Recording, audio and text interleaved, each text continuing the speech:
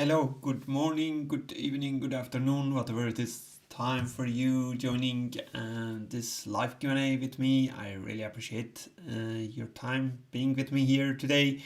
For those of you joining for the first time, to join this Q&A, you need to put your questions in the Pigeonhole link shared beside me here.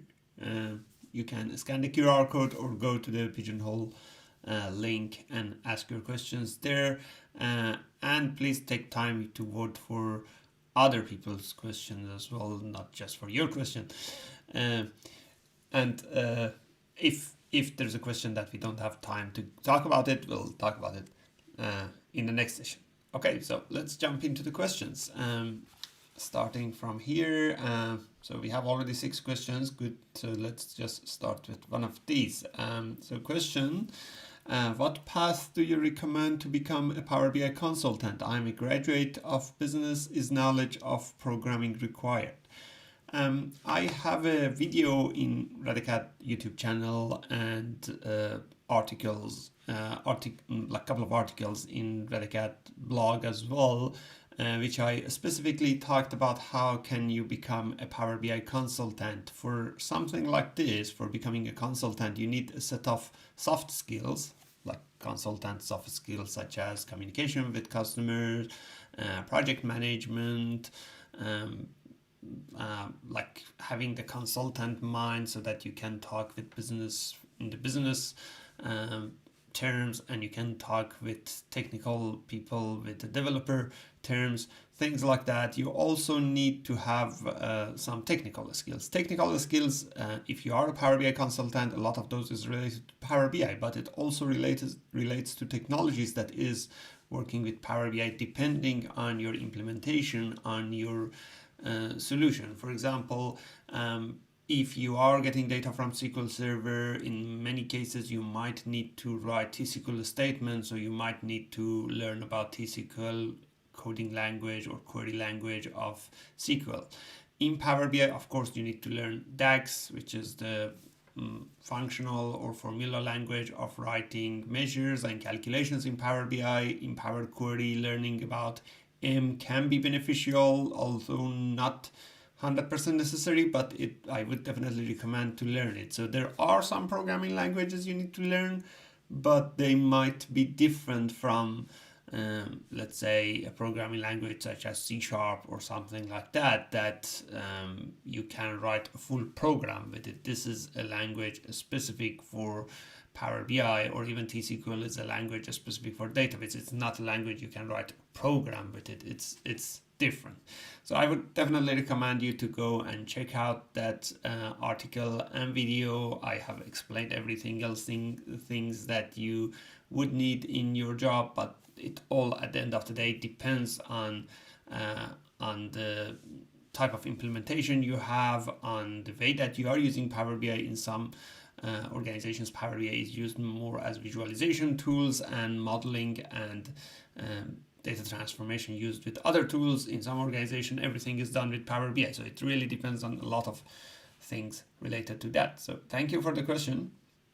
Let's talk about other questions. So question from Shifali.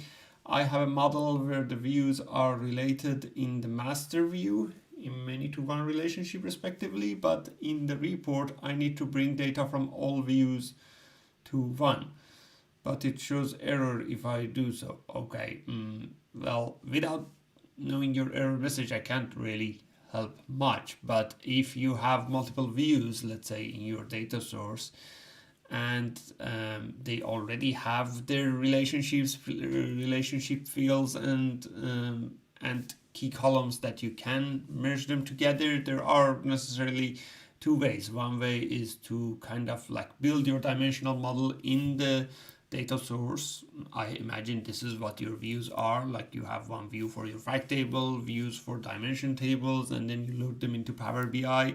The type of error I get, again, I cannot tell you what it is because I don't really see the error message, or I don't see your model.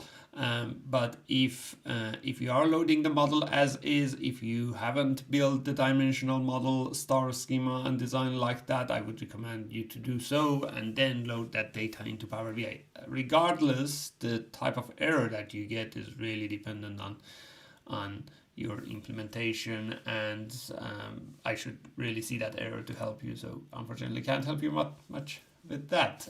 Question from Sebastian.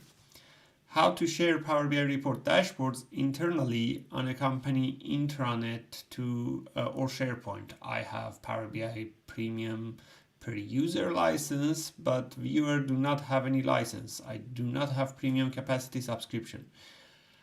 Good question, Sebastian, especially because I get this question a lot from customers. They come to me and say, well, we want to share this report. Now, in your scenario, you want to share it across like intranet or SharePoint, but sometimes they are just asking how they can share this report internally and what the licensing option works best for them. So in terms of licensing, Power BI has two types of licensing: per user licensing, capacity-based licensing. If you categorize it into two categories, then it's much easier to understand how licensing works. Per user licensing means that every user needs to have that particular license so that they can access that data. For example, you might create a report using Power BI Pro license or even Premium per user license, PPU. But then your users also need to have a license like that so that they can access your content, right? If they have Power BI free user, they cannot see the report that you have shared through Power BI PPU license or Pro license, right? So per user licensing means that you are paying per user. That is like how the Microsoft structured that. If you are looking at not paying per user, then you need to look at premium capacity or capacity-based licensing. Now, capacity-based licensing is structured in two ways. One is embedded capacity, another is premium capacity. So embedded is a smaller capacity, premium is bigger capacity. Premium has some other functionalities that embedded might not. Embedded has lower specification servers because these are all dedicated capacities. Premium has bigger. For example, embedded cores can be like one CPU core versus premium cores can be like 4, 8, depending on type of license you are using. But the thing is that if you have capacity, if you have embedded capacity or premium capacity, if you have the dedicated capacity and you share your report in a dashboard that is associated as part of that dedicated capacity, then all the free users can access it, right?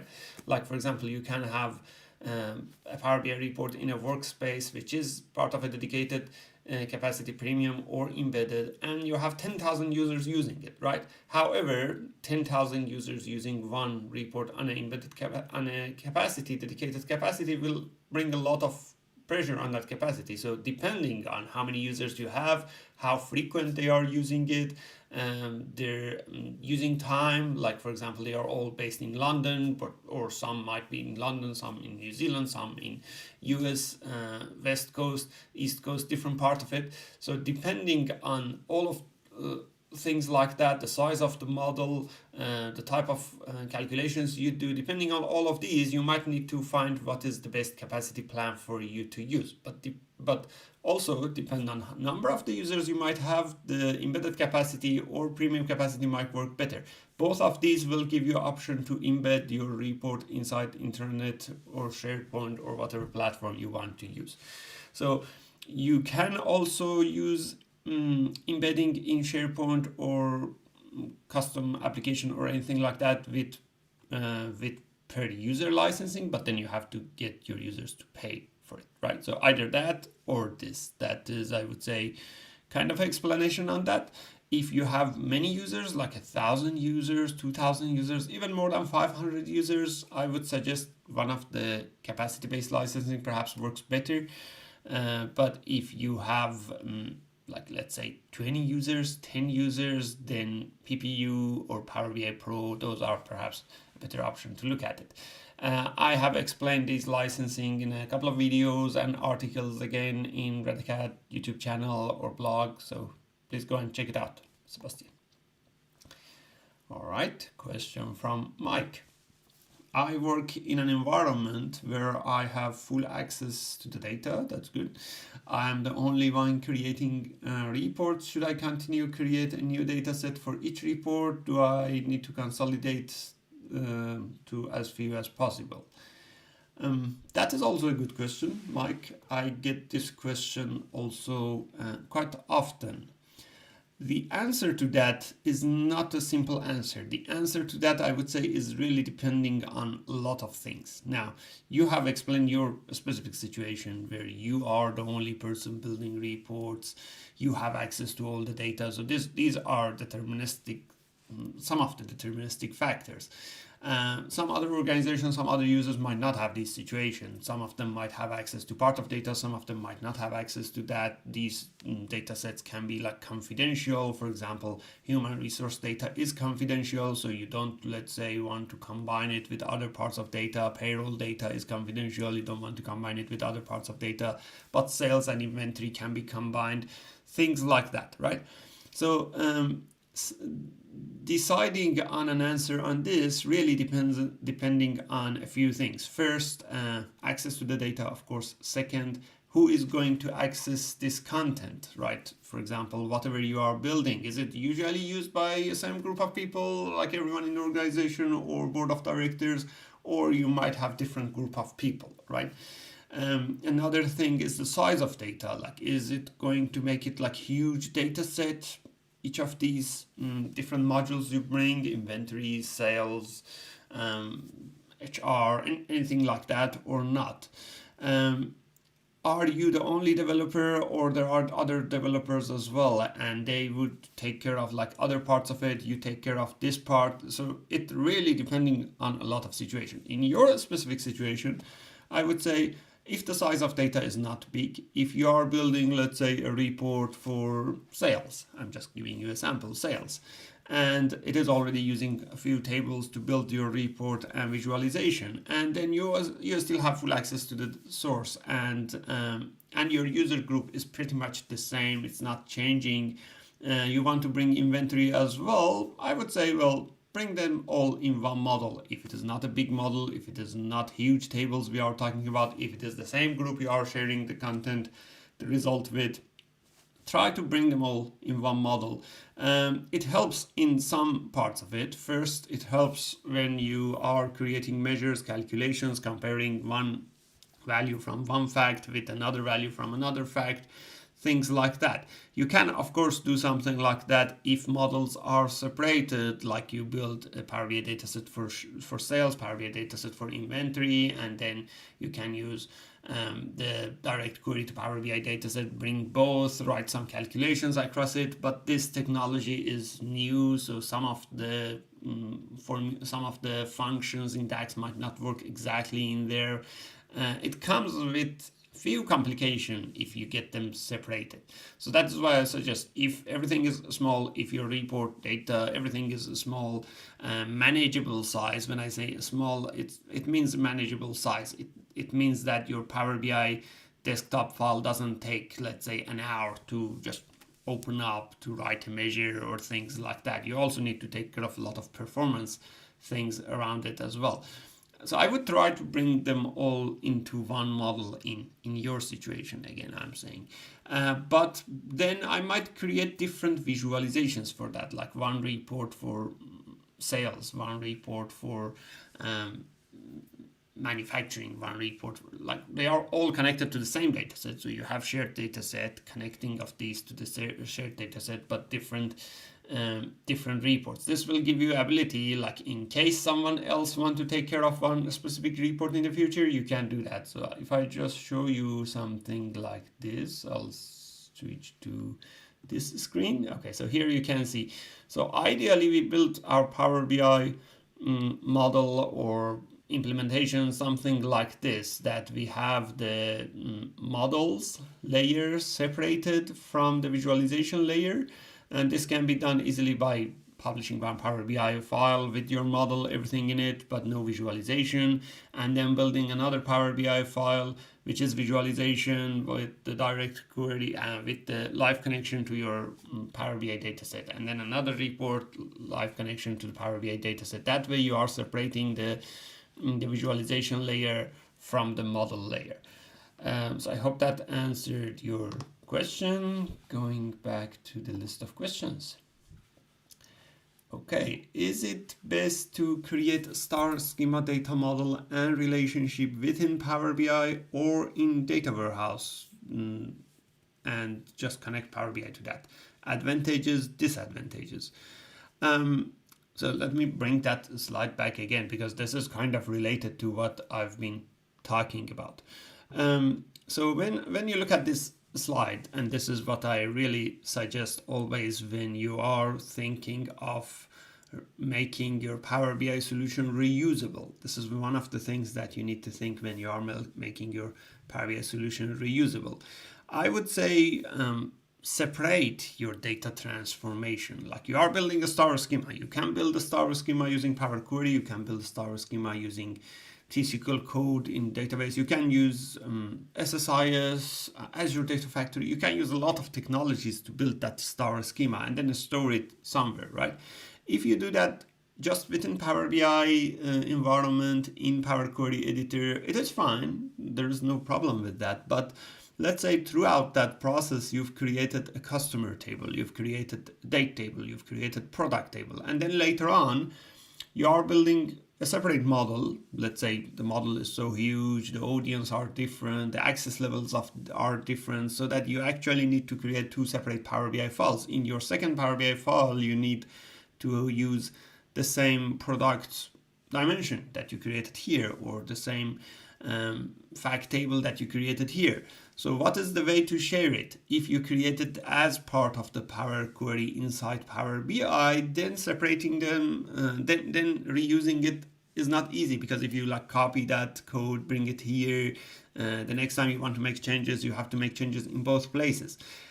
Isolating that part, like separating the data transformation part, is always a good idea. Now, separating that transformation part can be done in data source, like as you mentioned, for example, in a data warehouse. You have Azure SQL database, you use that as a data warehouse, or anything else, right? So you build those tables in there. You build your star schema in there. Now, everywhere in any other Power BI model you want to build, you just point to that. This can be done also inside Power BI. You can use something like data flow. Data flow is like the ETL or transformation layer of Power BI separated. If you do that in data flow, it's like creating a data warehouse. Now, I get some feedback that Reza is saying data flow is like data warehouse or something like that. I'm not saying that. I mean, in terms of like the conceptual design of a data warehouse, which is a dimensional model, which is a star schema, which is a fact table and dimensions around it, something like that can be built using data flow. Now, if you are talking about like huge scale petabytes of data, then data flow might not be a good idea for that. We might use Azure Synapse or things like that. I'm not talking about the scalability. I'm talking about isolating the data transformation layer. In this case, data flow can be a really good option for you to use a still Power Query to build your dimensions, such as date dimensions, product dimensions, anything like that. Your data flow would be part of a workspace, and then you can reuse the content of this. So data flow would look like your data warehouse, basically, right? You would reuse it anywhere you like. Now, do you use data flow, or would you use data warehouse for doing that? This is all, again, dependent on your implementation, on how your organization is structured to use this, what type of licensing you've got, what limitations you have on products that you have. But I would definitely recommend doing the ETL, doing the transformation separated from the Power BI file itself. That way you can have the ability to reuse these content, these tables that you are creating. On the other hand, if later on there's another developer, they can also take care of part of it. Like one person can build the data model, the ETL, another person do the data modeling and or visualization later on. So that was a good question. Thank you. Question from Mishra. My dataset source is data flow. Need to apply incremental refresh on both, but on dataset it shows can't apply as query folding option disabled because data flow. I think that means because data flow as source. Well, the incremental refresh is something you can enable on the data flow. It's something you can enable on the dataset. Now, if you enable it on the data flow, means that you are just populating the latest changes, and you may want to consider to do it in the dataset as well, right? Because like you populate the delta in data flow, but still your dataset refresh the entire data, so that might take time. So that is one of the reasons why in this case Mishra is trying to do it in both places, for those of you who want to understand why something like this. Let me also go back to questions. So here is the question. So I would say it really depends again. When you do something like this in data flow, then you might consider using data flows as direct query. Data flow can be used as direct query. For something like this, you'll need premium license because it gives you enhanced compute engine, will give you the access to the direct query in data flow. I believe it does query folding. I'm not 100% sure. This is something I need to check. But I would say as a last option, if that doesn't support something like that, I would try different method. I would use something such as maybe Azure Data Factory with wrangling data flows, loading data into actual database tables like Azure SQL Database or something like that, and then incremental load and refresh can be done, of course, in Azure Data Factory. You can also then in Power BI dataset also set up incremental refresh, because the query would usually definitely fold back into something like Azure SQL Database. So depending on the details of implementation, this might have some workarounds and ways to answer that. Okay. Question from Shank. Is there anything that you can do in SQL for data preparation manipulation that cannot be done in Power Query? Well, Power Query is much more recent technology than SQL or database query language or something like that. Database has been in market for like many years, over 20, 30, even more than that years.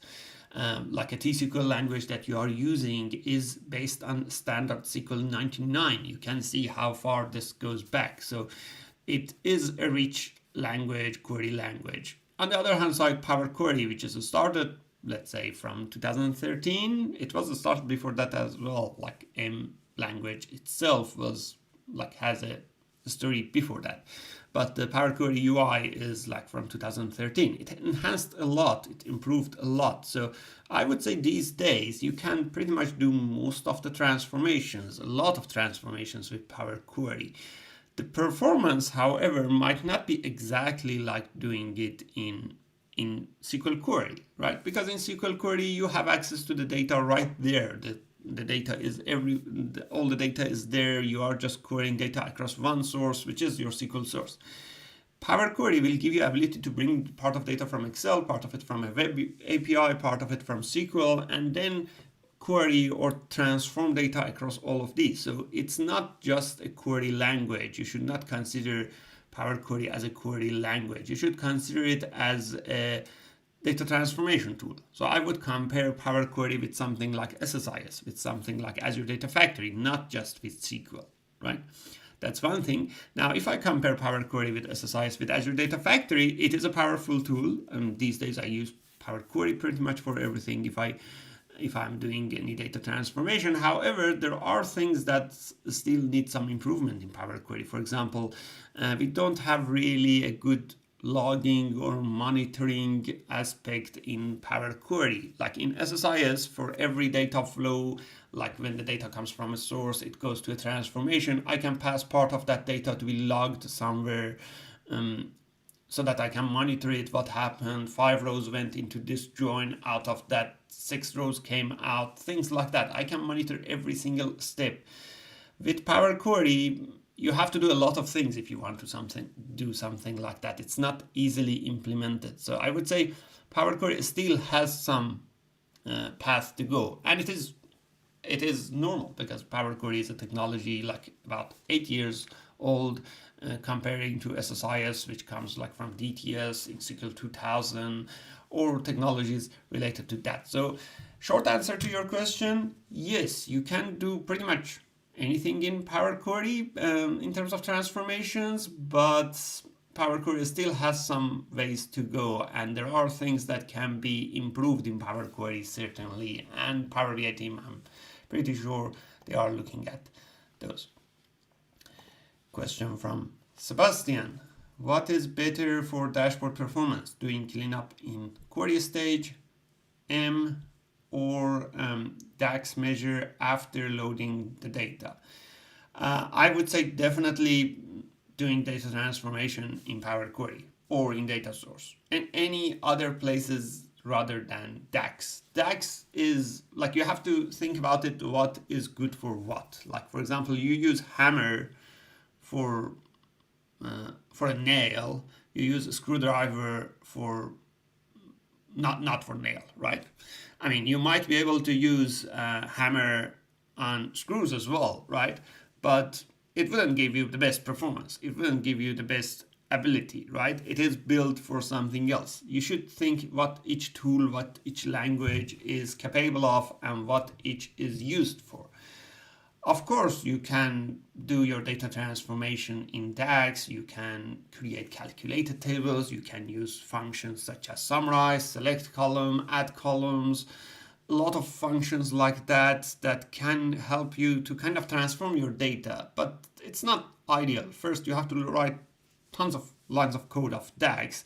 Another thing is that your other tables that are not yet transformed, will still be part of your model, right? They will be still loaded into Power BI.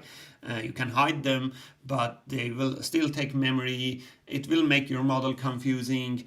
There are type of transformations that it would take like ages to do something like that with DAX, or let's say a functional language like DAX, analytical language like DAX, versus you can do that easily with Power Query. In the previous live video, if you look at last week live video, I showed how we can do something like pivot easily, and I have a video about that as well, in Power Query, versus if we load that data into Power BI, it would take like ages writing tons of different calculations to cover something like that, right?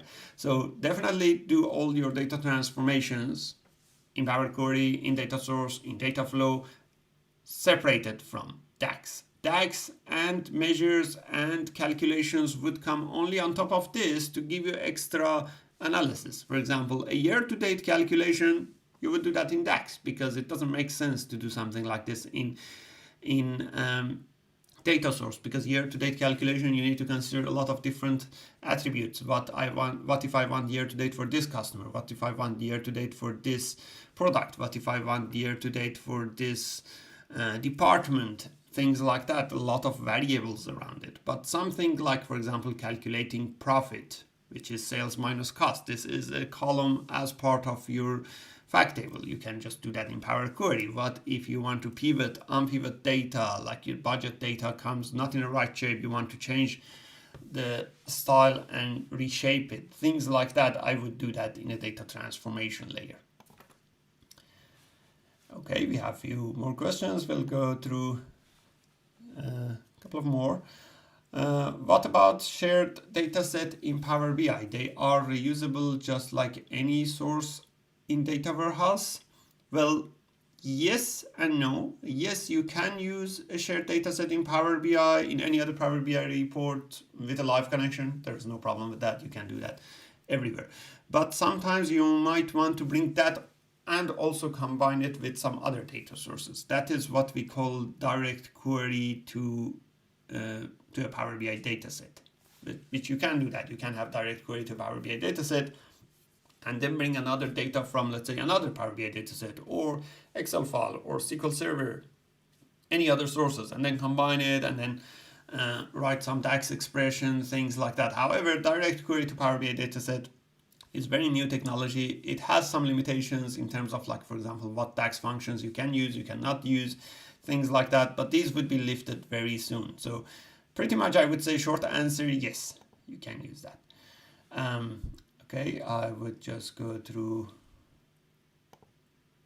more question. Is there an easy way to convert UTC to local time? So I have written an article. I think I have created 2-3 different videos about this subject as well, Marat. There are a number of options. One way is to just like change a formula in DAX so that it works with your local time. But it really depends. If you have users coming from, like, one user from Denmark, another user from New Zealand, that might not work. And daylight saving wouldn't work also if you add that in your formula. Another option is to get the time using Power Query, which you can connect to a web API and get that exact time. So there are a number of options. Explaining that would take a lot of time outside of this like topic of live video, let's say. I would definitely recommend you to go and check it out. I explained 3 different methods, and I hope one of those would be helpful for your situation. Okay, I'll just have a look at these 2 questions and answer them very quickly. Is RLS applied if paginated report is connected to analysis services? Yes, RLS is applied on a model. So if you build any report, normal Power BI report or paginated report, they will follow the same RLS rules. From Arco, what API is used for integration of Sonar Cube with Power BI and White Source? Unfortunately, I have no information about what Sonar Cube is or White Source, so can't really answer that. But regardless of data source, Power BI can connect to pretty much most of the data sources if they have an API. It really depends on also the authentication of the API. Different types of authentications are supported, but not all types of authentication. So you have to read the documentation. You have to see if you can use Power BI to connect to that. If you cannot, then worst case, you would create a custom application, get data from that API, load it into an intermediate database, and then read from there in Power BI. Okay, thank you for all of your questions. This was the live Q&A for this week. I hope you enjoyed it, some learning out of it. If you have any questions for the next week, join us again. I'll be doing another live Q&A for next week, and have a good rest of your day. Thank you. Bye.